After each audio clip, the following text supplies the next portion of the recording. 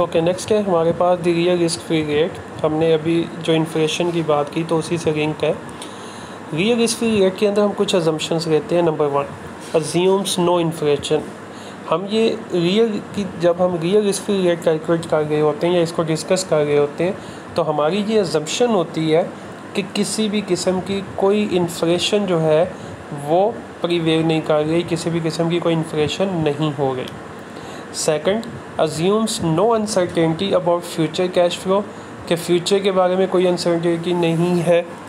हमें बिल्कुल क्लियर है कि जितना रिटर्न हम कह रहे हैं इतना रिटर्न आ जाएगा। फ्यूचर के कैश फ्लो, फ्यूचर में जो पैसे आने हैं उनके बारे में गैर यकीनी की सूरत हाल बिल्कुल नहीं है। Influence by time preference for consumption of income and investment opportunity in the economy, ये इन्फ्लुएंस कर रहा है टाइम प्रेफरेंस को, किस चीज़ की, कि कंजम्पशन और जो इनकम इन्वेस्टमेंट अपॉर्चुनिटीज़ हैं इकोनॉमी के अंदर, मईशत के अंदर, किसी भी मुल्क में, ये उस पर इफ़ेक्ट कर रहा होता है। अगर इसी रियल रिस्क फ्री रेट के अंदर हम एडजस्टमेंट करनी चाहें इन्फ्लेशन की तो ये क्या हो जाएगा, 1 plus nominal risk free rate divided by 1 plus rate of inflation के इन्फ्लेशन कितनी है -1, तो then real risk free rate आ जाता है। ठीक हो गया।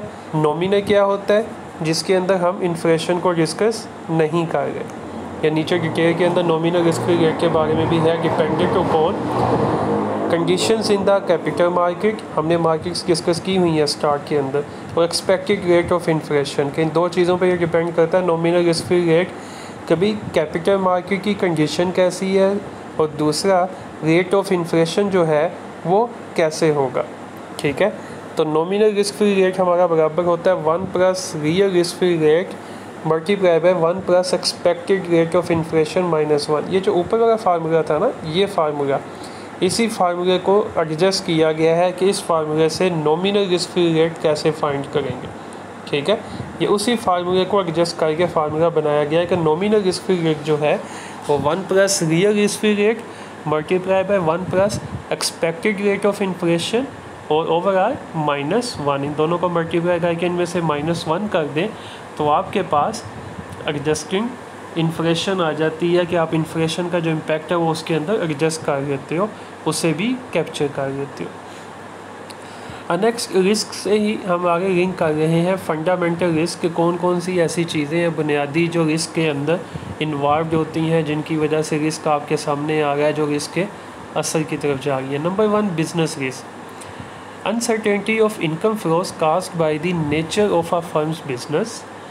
कि देखो, अनसर्टेनिटी, गैर यकीनी जो होती है वो आपकी सूरत हाल किस चीज़ से फ़ायदा होती है, वो इसी चीज़ से पैदा होती है कि देखो फ्यूचर के अंदर पता नहीं बिज़नेस इतना रिटर्न जनरेट कर भी पाएगा कि नहीं। आप ये सोच रहे हो कि यार मेरा ख्याल है कि जी इसके ऊपर 1 लाख इन्वेस्ट करूँगा तो 10,000 रुपये यानी कि 10% प्रॉफिट जनरेट हो जाएगा। अब ये गैर यकीनी की सूरत हाल है, हो सकता है कि 10% ना हो, इससे ज़्यादा हो जाए या इससे कम हो जाए। तो यही अनसर्टेनिटी ऑफ इनकम्स की जो है वही आपकी फर्म्स की नेचर पे डिपेंड कर रही होती है कि आपका बिज़नेस कैसा है।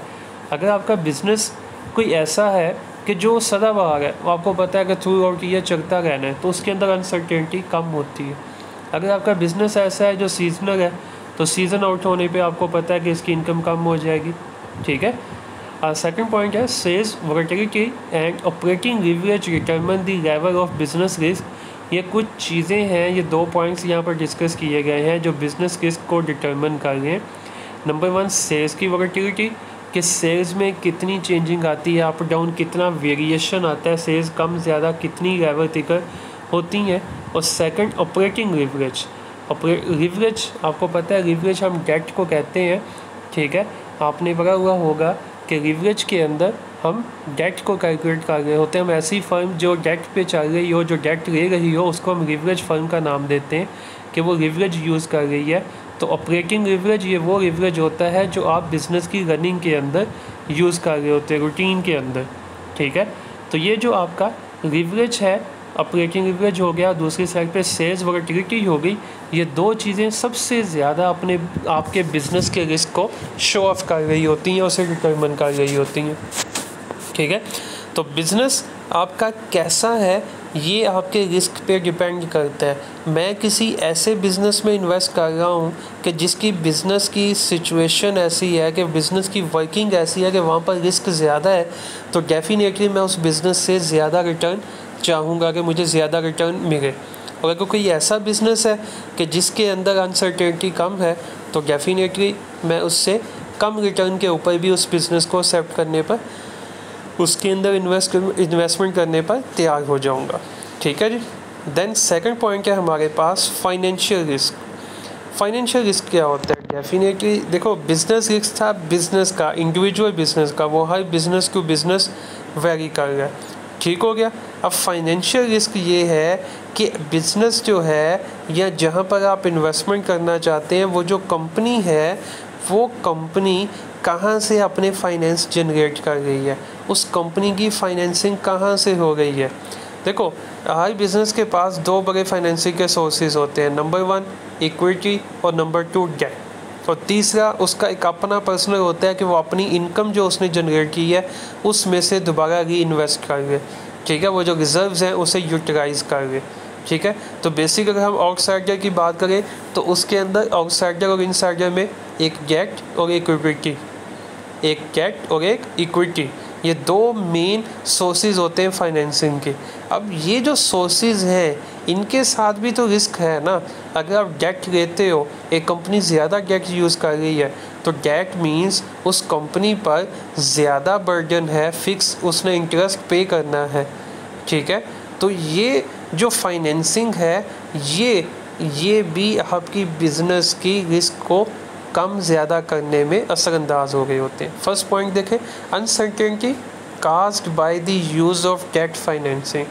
जब फर्म डेट फाइनेंसिंग की तरफ जाती है तो एक शो ऑफ होता है कि यार कंपनी को पैसे चाहिए, कंपनी उधार पर पैसे ले गई है।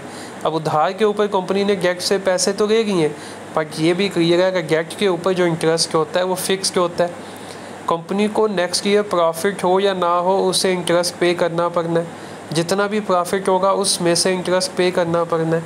ठीक है, तो जो इन्वेस्टर होता है, जो इक्विटी फाइनेंसिंग में जाना चाहता है, उसको तो ये रिस्क ही लग रहा है ना कि अब फर्म है वो अपना अच्छा खासा जो पोर्शन है इनकम का वो डेट की रिटर्न के अंदर उसकी जो इंटरेस्ट है उस पेमेंट के अंदर वापस कर देगी, उसको दे देगी। तो देन पीछे शेयर होल्डर्स के लिए क्या बचेगा? डेफिनेटली शेयर होल्डर्स के लिए कम पैसे बचेंगे। सेकंड पॉइंट है, borrowing requires fix payments which must be paid ahead of payments to stock holders.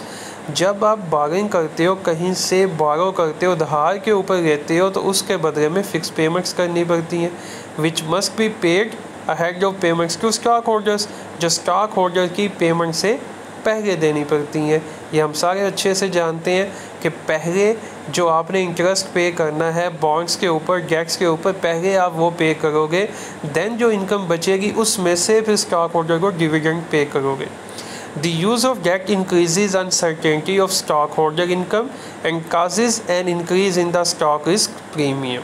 ठीक हो गया कि जितना वो डेट की तरफ बढ़ेगी कंपनी, उतनी ही ज़्यादा अनसर्टेनिटी आ जाएगी स्टॉक होल्डर के पास कि भाई अब हमारी जो इनकम है वो कम हो सकती है, क्योंकि प्राइमरी जो पेमेंट है वो तो डेट होल्डर्स को जानी है। ठीक है, और जितनी ज़्यादा ये अनसर्टेनिटी होती जाएगी उतनी ही ज़्यादा जो स्टॉक का रिस्क है वो इंक्रीज़ होता जाएगा। जब रिस्क इंक्रीज होगा तो स्टॉक होल्डर्स जो है वो फिर रिस्क प्रीमियम भी मांगेंगे कि भाई अब ये जो रिस्क बढ़ रहा है इसकी वजह से हमारे प्रीमियम भी बढ़ाएं। नेक्स्ट है हमारे पास लिक्विडिटी रिस्क। लिक्विडिटी क्या होती है कि कोई चीज़ कितनी जल्दी कन्वर्ट हो सकती है। ठीक है, कोई चीज़ कितनी जल्दी कन्वर्ट हो सकती है, कितनी जल्दी तब्दील हो सकती है कैश के अंदर। ठीक है, कितनी जल्दी वो लिक्विड फॉर्म के अंदर आ सकती है। अब अगर एक कंपनी ऐसी है कि उसके जो शेयर्स हैं उसकी मार्केट वैल्यू बहुत कम है, तो हमें पता है कि यार मैंने शेयर्स खरीदेगा, लेट अज्यूम मैंने 20 रुपीज़ का शेयर खरीदा, आज मार्केट के अंदर उस कंपनी के शेयर की प्राइस 11 है, 12 है, और वो भी कोई जल्दी ख़रीदने पे तैयार नहीं होगा। तो डेट मीन्स कि जब मैं उस कंपनी के शेयर्स को लिक्विडेट करना चाहूँगा तो देन मुझे रिटर्न के अंदर बहुत कम पैसे मिलेंगे। तो जब ऐसा सिनेरियो आ गया कि मुझे पता है कि मुझे रिटर्न के अंदर बहुत कम पैसे मिलने हैं, तो देन फिर मैं क्या करूँगा, मैं उस फर्म से जान छुड़ा कर किसी और साइड पे इन्वेस्ट करना चाहूँगा। तो अनसर्टेनिटी जो है वो भी मैटर करती है, और नो डाउट अनसर्टेनिटी जो है वो सेकेंडरी मार्केट पे डिपेंड कर रही होती है। फर्स्ट पॉइंट के अंदर क्लियर लिखा हुआ है, uncertainty is introduced by the secondary market for an investment. जो सेकेंडरी मार्केट है, जो आपकी स्टॉक मार्केट है, वो डिटरमिन कर रही होती है, वो बता रही होती है बेसिकली कि इस बिज़नेस की, इस इन्वेस्टमेंट की लिक्विडिटी कितनी है, कितनी जल्दी आप इसे बेच कर, इसे सेल आउट करके आप कैश में इसे कन्वर्ट कर सकते हो। ठीक है, अगर आपको याद हो लास्ट लेक्चर, तो लास्ट लेक्चर के अंदर हमने ये पॉइंट डिस्कस किया था। लास्ट लेक्चर के अंदर हमने इस चीज़ को लेकर गए थे, हमने वहाँ पर बात की थी जब प्राइमरी और सेकेंडरी मार्केट की, कि सेकेंडरी मार्केट जो है वो फंड्स जनरेट कर रही होती है इन्वेस्टर के लिए। प्राइमरी मार्केट जो फंड जनरेट करती है वो करती है कंपनी के लिए, बट जो सेकेंडरी मार्केट है वो लिक्विडेशन की फैसिलिटी प्रोवाइड करती है प्राइमरी मार्केट वालों को। जो कंपनी है उस कंपनी की लिक्विडेशन जो है वो सेकेंडरी मार्केट जनरेट कर रही होती है। ठीक है, तो यहाँ पर भी वही बात हो रही है कि अगर सेकेंडरी मार्केट के अंदर कोई शेयर की लिक्विडेशन ज़्यादा अच्छी नहीं है तो देन आपको लिक्विडिटी रिस्क भी उसके अंदर इन्वॉल्व होगा। ठीक है, सेकंड पॉइंट है, how long will it take to convert an investment into cash. ये वही लिक्विडिटी की बात हो रही है, उसी को एक्सप्लेन कर दिया जा रहा है कि भाई कितना टाइम लगता है एक इन्वेस्टमेंट को कैश में कन्वर्ट होने में। Second, how certain is the price that will be received. कितना फिक्स है कि प्राइस इतनी मुझे मिलेगी। अगर एक फर्म ऐसी है कि जिसकी जो शेयर्स की प्राइस है वो बहुत अप डाउन हो गई है, तो देन उसके अंदर रिस्क भी तो उतना ज़्यादा है कि मैं आज शेयर्स खरीद रहा हूँ, तो क्या भरोसा है मैंने आज शेयर 100 रुपये का ख़रीदा है तो कल 100 का बिकेगा, उसकी प्राइस कम भी तो हो सकती है। तो ये जो प्राइस में चेंज आ रहा है, इसी प्राइस के चेंज की वजह से लिक्विडिटी रिस्क जनरेट होता है, और आप डरते हो उसके अंदर इन्वेस्ट करने में, उस प्रोजेक्ट में, कि यार अगर मैं इस प्रोजेक्ट में इन्वेस्ट करता हूँ तो मेरे पास रिस्क है, मेरे पास रिस्क है कि भाई इसकी लिक्विडेशन बहुत कम है, तो मुझे ये कन्वर्ट करने में कल को कैश के अंदर प्रॉब्लम आएगी, तो देन मुझे आज इससे ज़्यादा रिटर्न चाहिए, मुझे इस लिक्विडिटी का भी प्रीमियम चाहिए, देन मैं इसमें इन्वेस्ट करूँगा, अदरवाइज़ मैं इसमें इन्वेस्ट नहीं करूँगा। नेक्स्ट है हमारे पास एक्सचेंज रेट रिस्क। जब आप अदर देन कंट्रीज़ की बात कर रहे होते हो, जब आप डिफरेंट कंट्रीज़ की, मतलब एक इन्वेस्टर है वो अपने मुल्क से बाहर किसी दूसरे कंट्री के अंदर इन्वेस्ट कर रहा है, तो देन ये एक्सचेंज रेट रिस्क भी उसे बहुत ज़्यादा इफ़ेक्ट करता है, ये भी बहुत ज़्यादा इन्वॉल्व हो जाता है। देखो रिसेंटली पाकिस्तान की करेंसी कम होती जा रही है।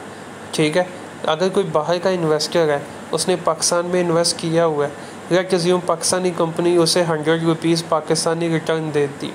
ठीक है, तो 2 साल पहले ही अगर मैं बात करूँ उस टाइम $100 का था, तो डेट मीन्स पाकिस्तानी कंपनी उसे $1 डिविडेंड पे कर रही थी। ठीक है, $1 एज ए रिटर्न उसे मिल रहा था।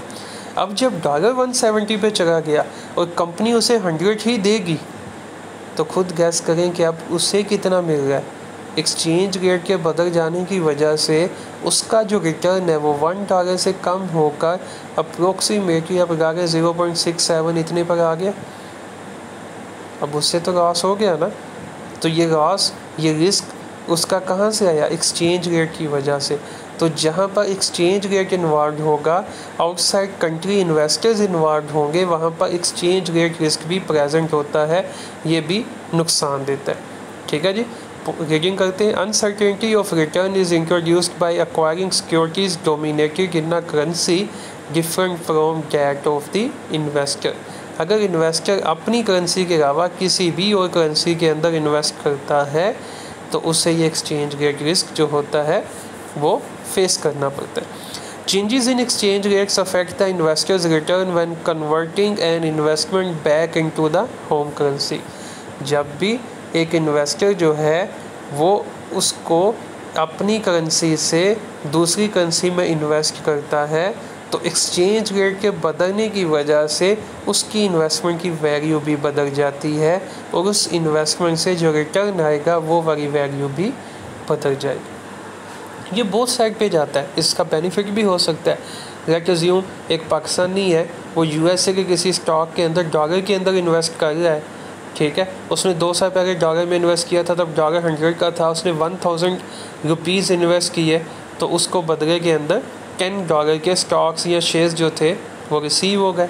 ओके, अब जब उसे $10 के वो रिसीव हो गए, अब फॉर एग्ज़ाम्पल रिटर्न के अंदर उसे वो 10 की बजाय $12 मिलते हैं, ठीक है। आज तो डॉलर 170 का है, तो वो जो $10 उसने इन्वेस्ट किए थे, ठीक है, उस टाइम 1000 रुपीज़ के, आज वही $10 जो हैं वो 1000 की बजाय 1700 पे जा चुके हैं, और उधर से जो रिटर्न आएगा उसकी भी डेफिनेटली वैल्यू ज़्यादा हो गई।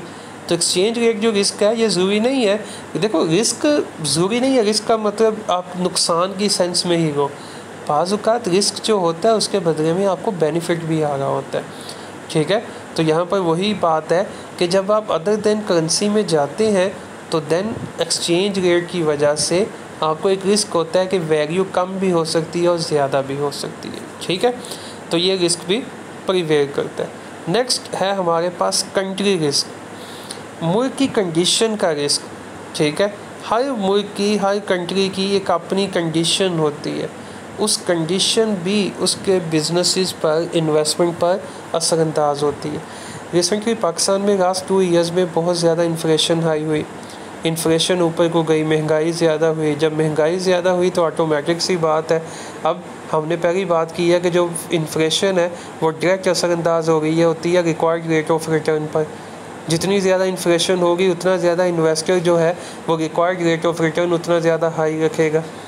तो जिस कंट्री की सिचुएशन रिस्की हो, जिस कंट्री का इन्वायरमेंट ही रिस्की हो, आपको पता हो कि यार यहाँ पे आए दिन चीज़ें महंगी होती रहती हैं, यहाँ पे कंडीशंस ख़राब होती हैं, तो डैट मीन्स उस कंट्री के जो इन्वेस्टर होगा वो भी ज़्यादा रिक्वायर्ड करेगा, वो भी ज़्यादा की तरफ जाएगा। देखो यूएसए के अंदर अगर आप देखते हो तो रेट ऑफ रिटर्न आपको 1%, 0.5 ऐसे मतलब इतनी रेंज के अंदर नज़र आता है। जब वही इंटरेस्ट रेट पाकिस्तान की बारी आती है तो पाकिस्तान के अंदर रिसेंटली 13.75, 13.5, 13.25 वहाँ तक भी गया हुआ था। क्यों? क्योंकि पाकिस्तान के अंदर रिस्क जो है वो कंट्री रिस्क भी ज़्यादा है बनिस्बत यूएसए के, ठीक है। तो कंट्री रिस्क जो है वो भी असरअंदाज होता है। कंट्री रिस्क के अंदर आपका पॉलिटिकल रिस्क भी असरअंदाज होता है। पॉलिटिकल रिस्क कैसे होता है?